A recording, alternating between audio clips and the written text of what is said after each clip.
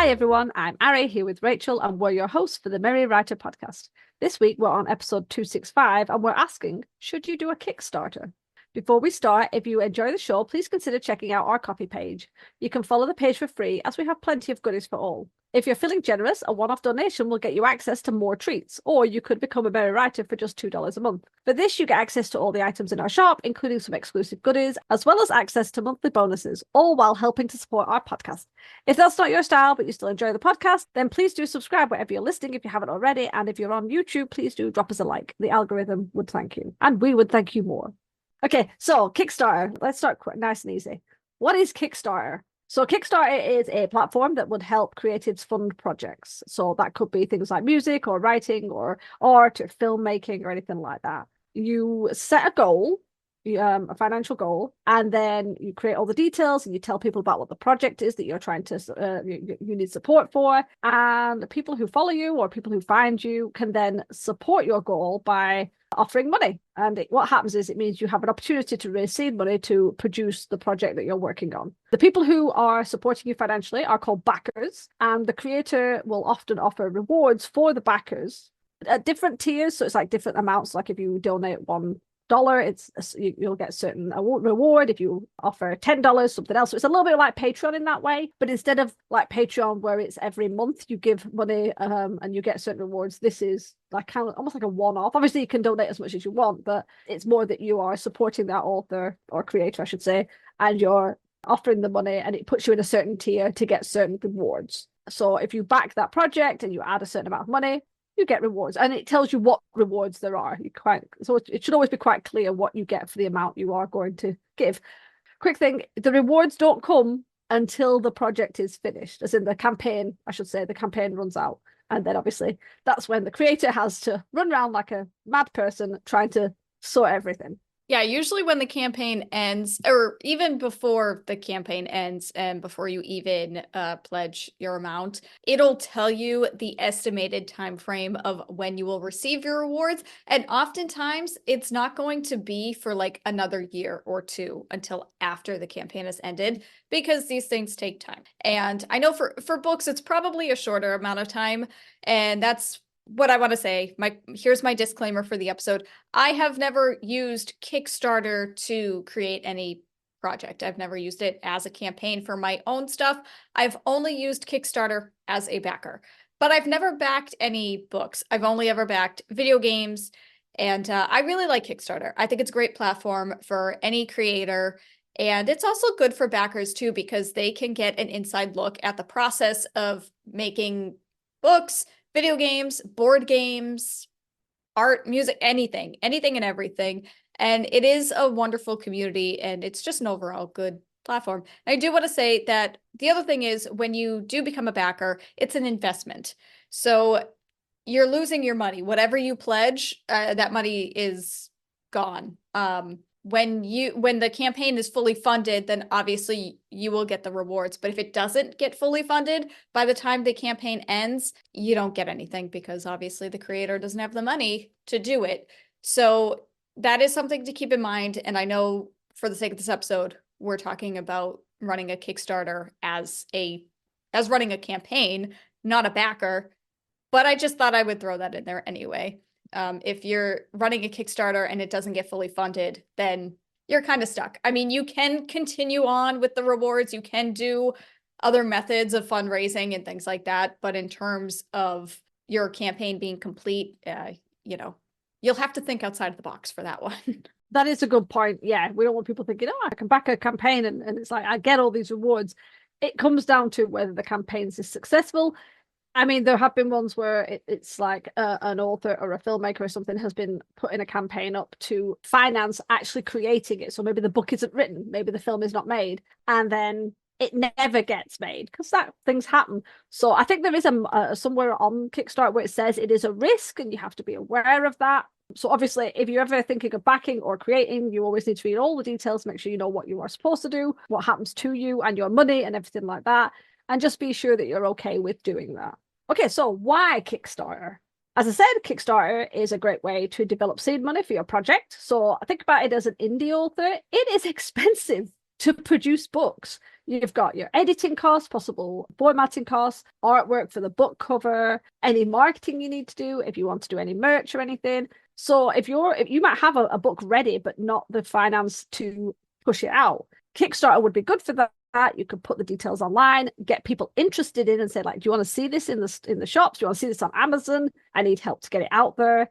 And then people might go, yes, here's my money. Take it, all of it. It's great. That would be lovely, wouldn't it? Just people just throwing money at you. Now, some people do use Kickstarter to get the books produced like that. Others, they might be making special editions of their books. You'll actually find a lot of them will say if the book has already been complete, which can be actually quite helpful, because that way you know that the risk is a little bit more minimal. If you're a backer, the book is complete. They just need the finances to move forward.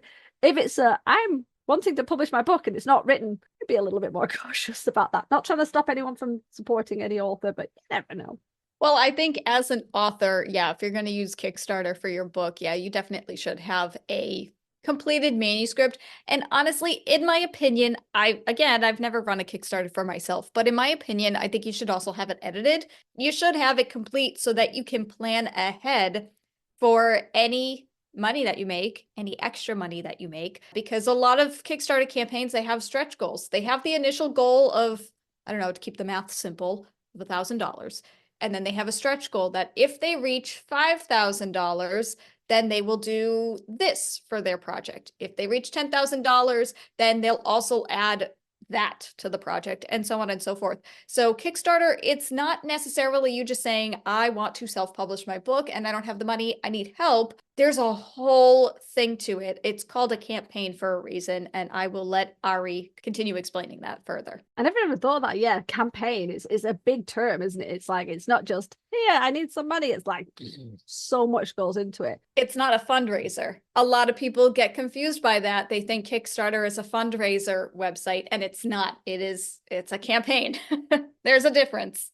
So yeah, so you need to think about things before you decide to run a Kickstarter. And honestly, Kickstarters are quite popular. They're kind of popping up all over the place. If you go onto Kickstarter and you can search by like art and writing and anything like that, you see how many things are up there. You go on YouTube, loads of people are running Kickstarters now. It's become more and more popular. And the more people do successful Kickstarters, the more and more people are encouraged to try themselves. So what am I saying? One of the good things is it means it's more popular. More people are out there willing to throw money at creators. Always a good thing. Also, it means that there's a lot more Kickstarters, which means there's backers are spread a bit more thinner. You might have backers who want to support you, but maybe they also support other authors. So instead of giving you more money, they sort of spread it thinly. You just never know. I know it's a little mini thing to think about, but it's just something to consider. The next one is audience size. Okay, now I have seen some really successful Kickstarter campaigns, like wow level successful Kickstarter campaigns. And then there's ones that didn't do so well. Either they didn't they didn't hit their goal, or they did, but they just hit their goal. Just because you jump onto Kickstarter doesn't mean it'll automatically do well. Even if you've got people saying, oh my gosh, I am so interested in your book, that does not mean those people are going to part with their money. Okay, you need to be aware of that. And size of audience can really play a role. So people with a bigger following, especially if they've got something like a YouTube channel that's got a big following, they are definitely going to find it easier to encourage backers to support their Kickstarter compared to someone who isn't on YouTube or doesn't have a bigger following, or maybe isn't as comfortable putting themselves out there in a kind of loud, proud, yay, read my book kind of feeling. Whatever you do, you don't want to go onto Kickstarter and say, wow, look at how great all these successful campaigns are. It's like, okay, but what have they got behind them? Have they got a YouTube channel of 100,000 followers who they are reaching to get them a good level number of backers? Or are they just on Facebook? Are they struggling to do the regular marketing, so a Kickstarter would be harder to sort of draw more backers to you? Not saying it won't happen, not saying you shouldn't try it, but I think it helps to have that realistic, how many people do you think you're going to be able to draw to that Kickstarter and convert into backers? Don't just use other people's like, oh, wow, they did so well. It's like, yeah, what have they got behind them? Do they have a lot more books behind them? Is their book something that's really popular at the moment? Are they massively in a trend that everybody wants to do? Do they have a huge following they've already got in their back pocket?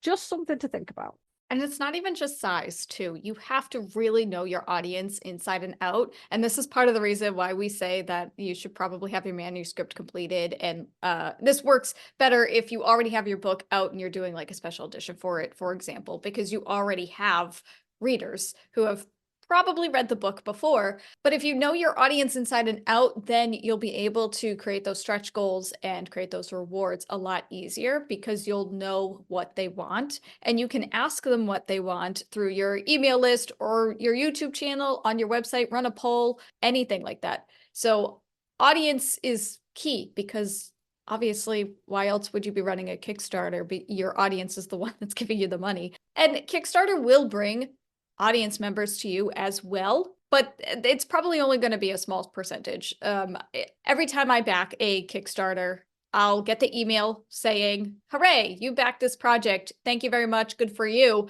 And then at the end of the email, it'll list like 3 other campaigns and be like, hey, if you're interested in this, you'll probably be interested in these.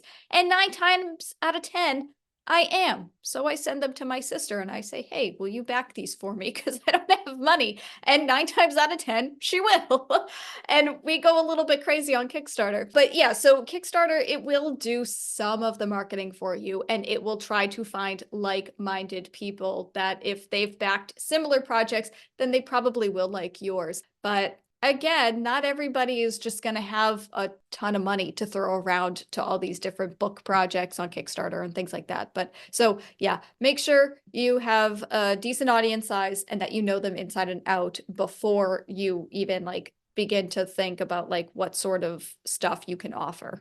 I think you made a really good point there because you said about like if you've already got books out, because you might have a really small audience like online, but if you've already got books out and they're doing okay, then you have some strength in that. Now, if it's your debut book and you've not got a big following, that is going to be harder because you're technically asking people to take a risk on you because they don't know how good you are as a writer. Yes, you can put little bits up here and there, you can show chapters here and there, but it's not the same as reading a full book and being like, I like this person's stuff. I'm definitely going to read their more stuff. I will be happy to back them. You're asking people to take a chance on you when they don't know how well you write a full book. That's another thing. It's going to be harder. A lot of the successful Kickstarters that I've seen, especially recently, I say recently, this is in 2025.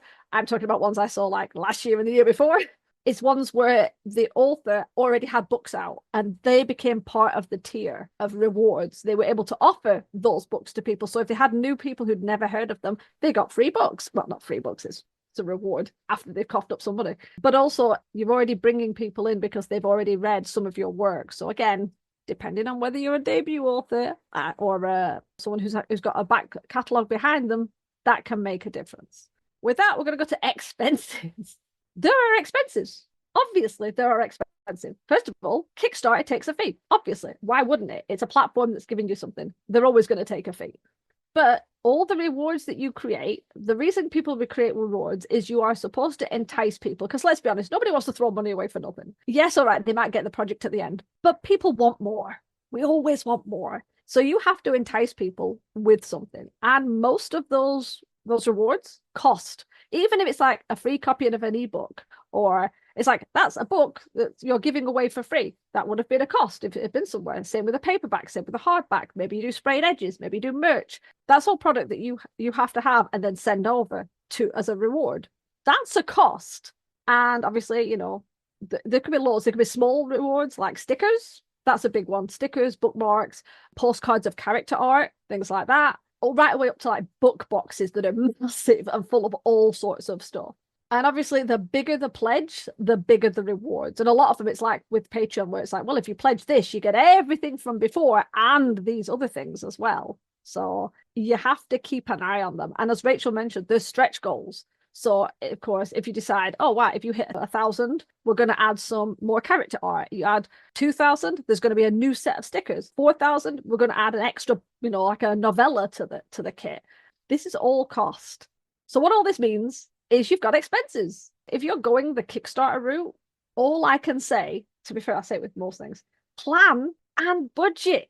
I have seen Kickstarter YouTube videos where the creator has pulled up details and been like, "This is how much I've spent on the Kickstarter. Wow, this is how much I made at the end." And some of the things they did, they ended up paying more because they hadn't planned for it properly, or they had to do a rush job, or they didn't consider they weren't tracking how many people were in the tiers. So they kind of like, oh, it'll probably be about 50. And then it was more. So then they had to order again. So maybe they had to order shipping twice and this and things like that. And it's like, you have to be ready for that stuff. So the best thing you can do is make a spreadsheet. We love our spreadsheets, and track everything. Track the rewards, track how much it costs, plan all of your rewards and your stretch goals, whether they happen or not, plan them. Work with people like the vendors or the designers or anything like that for your merch, and be aware of requirements and timeframes from these people so that you're not rushing, so that you're not panicking. There's little things you might forget, like if you are putting character art in your book as part of a stretch goal, you will probably need to get a commercial license from the artist. You can't just go, oh yeah, I'm adding this. It's like, no, you have to make sure you're covered. Postage, if you're open up to the international community, then postage can be really expensive. You might have to be aware of things like, not fully, but you need to be aware of custom import charges, because you might want to make sure that the people who are giving you money are aware that if you send a box of a certain amount of money, it might hit them with a charge. You don't want angry people like you. I know it's a silly thing, but you do need to know about this stuff.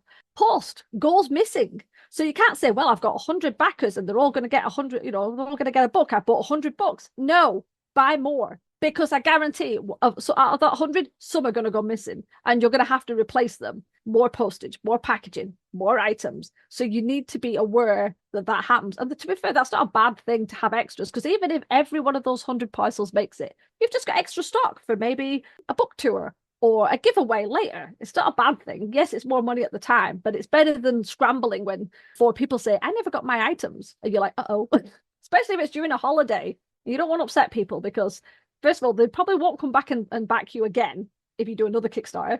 They might talk about how bad it was that they didn't get their rewards. That's not good. We all know how bad information, bad reviews are always looked at more than positive. So if someone's going on about how you didn't send something, even when it just went missing, yeah, you don't want that hanging over you, because that will tarnish the next campaign you do or giveaway or anything like that.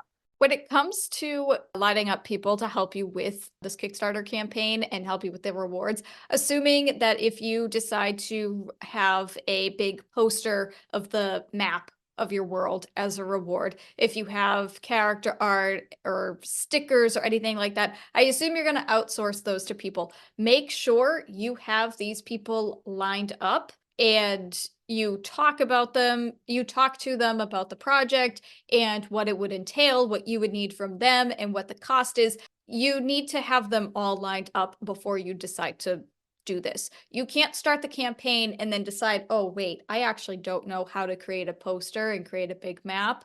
While this campaign runs, I'll just search and hire people to do this. You have to plan and make sure it's all already figured out, and let them know ahead of time that because this is a Kickstarter, it may not actually come to fruition, but you can still give them something for their time. You can still give them a little bit of money. Maybe they'll even like ask you to pay them for a consultation or anything like that. I'm not really sure, but at the very least, you can give them a review or something. But yeah, just make sure, because I'm sure that's happened before too, where you have this reward idea and you throw it up there and then you realize you don't actually know how to give out that reward. And that's not a good thing. And also, Ari, you mentioned something about with the packaging and the shipping, especially during the holiday time.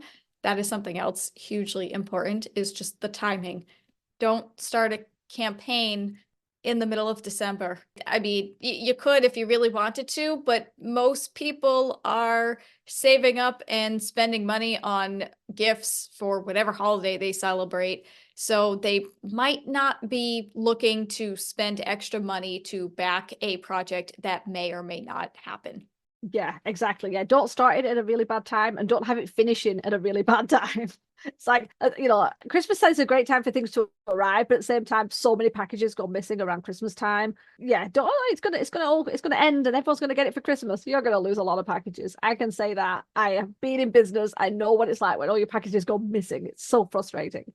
I think it's one of those things where if you don't know how to make something or do something like making a poster, it's not like, well, I'll just go online and find it. Because you have to do tests, you have to do quality control, you have to make sure it's something that they can ship, it's something they can print. Not every, if you're doing like a POD company, a print on demand company, depending on which one you have, they might not ship to certain countries. It's weird, little things you just don't know.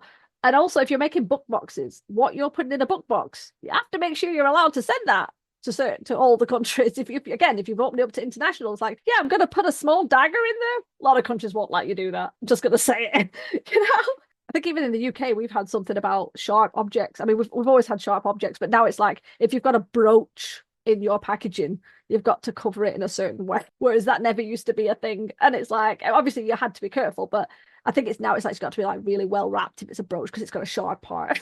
Which makes sense, but also it's so interesting too, because every year I have a friend who lives in Canada, and every year my sister and I send him and his family Christmas gifts. We just found out in 2023 that when we ship them a package, they have to pay for it. So we're paying for like the shipping and stuff, but then they have to pay customs to receive the package, and it's based on weight. So we'll stuff this box with a crap ton of stuff, and they're paying for their own Christmas gifts, and we had no idea. We've been sending them packages for years, but every single year we send a package, the postal worker always asks us, does this package contain dry ice? And I'm like, that is the most weirdest random thing. Like, how many people have tried shipping dry ice? But apparently you can't ship dry ice. Not that I've ever tried, but just, PSA for anyone out there. I have to say that is not on the list of things we're not allowed to send in the UK. It's like perfume, no. Batteries, no. Dry ice doesn't say it. But no, that's it. Customs, I mean, like we get a customs charge, we get a handling fee. There's like 3 fees we get when things come over from certain things. And it's I think weight might be one of them, but ours is also a certain amount. Like if it goes over, I think it used to be something stupid, like if it goes over £100, including shipping, you get hit. Something really ridiculous. I think it might be 135 now. But yeah, and a lot of people, you will be surprised how many people do not realize that there are customs charges on their imports, and that they're sat there buying stuff and then they get hit with these extra costs, and then they're like, I don't want to pay that. You're like, well, you kind of have to. Yeah, I didn't even know that was a thing, because we don't have to pay for that. Like when they send us our package, we just receive it and that's it. I think you do have a thing, but I think your limit is something stupid. It's probably like thousands of pounds or something. I think if you ordered like giant furniture, you might get hit with a charge. But I think the UK has a really low amount where you could buy a couple of items. It's like, oh, you've hit the amount, we're going to charge you. Interesting. And then you get people going, oh, could you mark it as gift? Because that's another thing. You need, if you've never shipped international, you need to know all the different things you have to put on that. You have to put on invoices, you have to put on customs forms, you have to make sure everything's filled out correctly, you have to get weights and everything. And again, different countries, different information. I have been in business a long time, I have had to do this, and it is frustrating. And I don't even want to think about the legislation regarding packaging for the European countries, which have now come in. I might have to even look into that, because that might be something. But hey, that's another thing. Where are we? What are we talking about? Completely forgotten. Give me a minute. Go back to my notes that are messy, and I've kind of skipped most of them. Yes, we're talking about your expenses. You need to think about your expenses, because the one thing you don't want to do is have a goal to get a certain amount of money to complete a project. So maybe your project is to have a really cool holographic hardcover for your hardback book, and you need $1,000 for that. And you get $6,000 or $8,000. But then all these other things that you've been giving away, all these boxes and things, that gets eaten up. And suddenly you don't have $1,000 left because you didn't check your expenses. And now you don't actually have enough to complete the project that you needed it for. So this is why you need to track your expenses. Seriously, definitely check everything. And silly things, just a little point. If you're selling book boxes, get one of everything that's going in the box, buy a box, and make sure it's the right size. Because the worst thing you can do is go and buy a lot of boxes and it's too big or too small, and then you have to mess around. And again, you will be surprised how many times things like this happen with people who send book boxes or products online. So just a point. Okay, what else are we saying? Okay, the other one is money to work ratio. Just something to consider about time. There is a lot of work with a campaign. There is running it, promoting it, finalizing it. That's like when it all finishes, getting everything sorted. That is a lot of time. And yes, you'll have deadlines. And as Rachel said, your backers are given a timeline of when they're expected to get their rewards. So then you have timelines you have to keep to, at least you should anyway. And that is a lot of time that you might lose.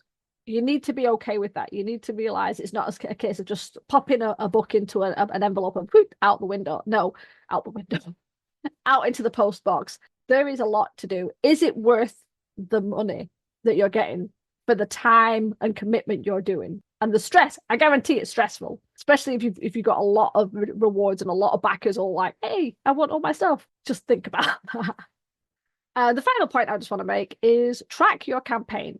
I know that sounds like I've just said that, but we were talking about expenses. Track your campaign. That is not just the rewards, not just the money, but it's everything. Where did you promote? What were the rewards? What did people go for? Maybe you had like 8 rewards and people stuck at the same tier. And it might surprise you. Maybe it's the higher tier, not the lower tier. So it might be not a money thing. It might be nobody really wants that, or the stuff at the top is really good and it's drawn them in.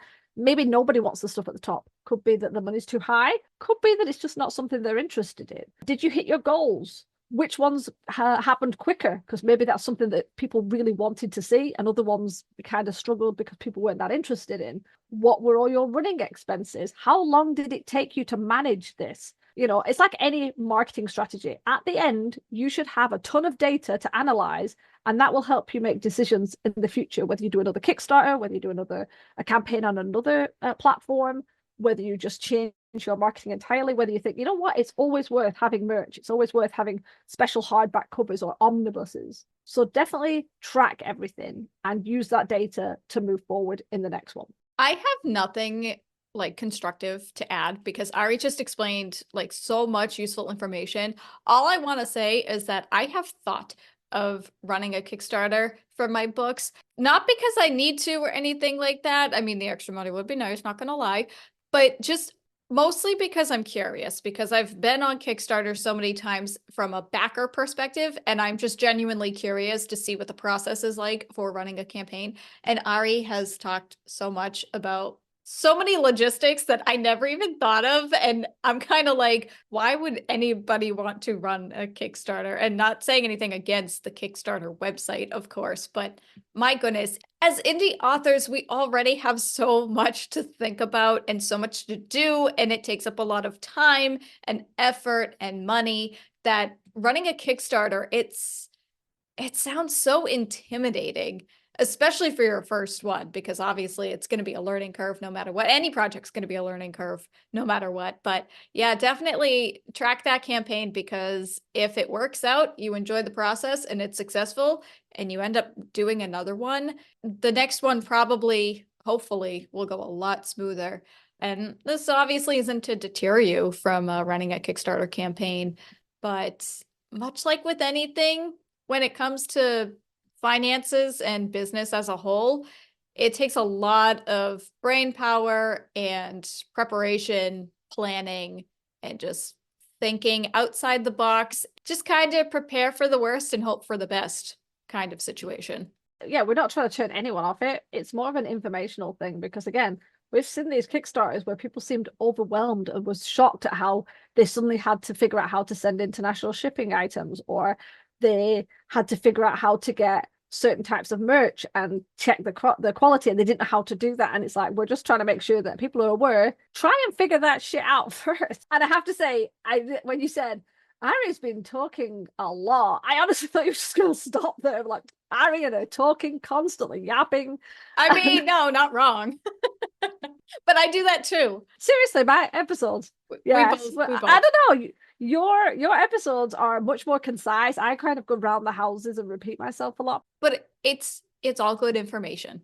So it's fine. It's totally fine. I have to admit, I like the idea of doing a Kickstarter.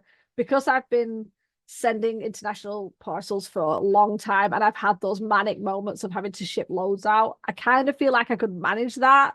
But at the same time, all it would take is having a bad day and I'd be like, oh, I don't know if I want to do that anymore. And it's like, no, you can't do that. You got backers. Yep. If I ever got backers. I don't have enough of an audience to get backers. Nobody would actually be that interested. No, but that's the other thing though. It's a huge commitment. Once you start that campaign, there's no going back. I mean, I guess you probably could end the campaign early, or you could just decide, you know what, never mind. But those people who paid money, they'd be pissed. Yeah. That's it. And you've always got that time, even if it's like you couldn't make, the campaign was not a success and you couldn't make the money. It's like, I can't imagine that's not a little bit of a tarnish, because obviously those people should be aware that it's an investment. Like you said, it's no, there's a risk, there's no guarantee, but people are fickle. You can tell that about a lot of things with people. It's like, you can say, I am not Amazon. I can't get my parcel to you the next day. And people will still be a bit of a dick about it. I say this as having customers who can be a dick about it. It's like, I'm in another country, right? It's going to take a bit of time, but this is it. So you might have people like, yeah, we're okay with it. But I guarantee there's a little bit of like, oh, I'm not backing them again. I couldn't even make my money. I didn't get my present. So anyway, oh my God, this is a long episode. Before we leave, if you want to learn more about us that you don't already know, the podcast, opportunity to be a guest on the show, don't forget to subscribe to our website at themerrywriterpodcast.podbean.com. We'll turn it over to you guys. Have you ever created a Kickstarter for your books before, or have you thought about it, or are you maybe in the process of doing it?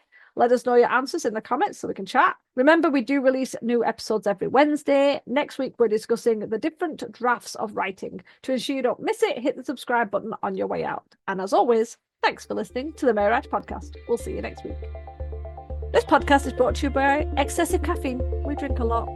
The music titled Inspired is by Kevin MacLeod, licensed under Creative Commons 4.0.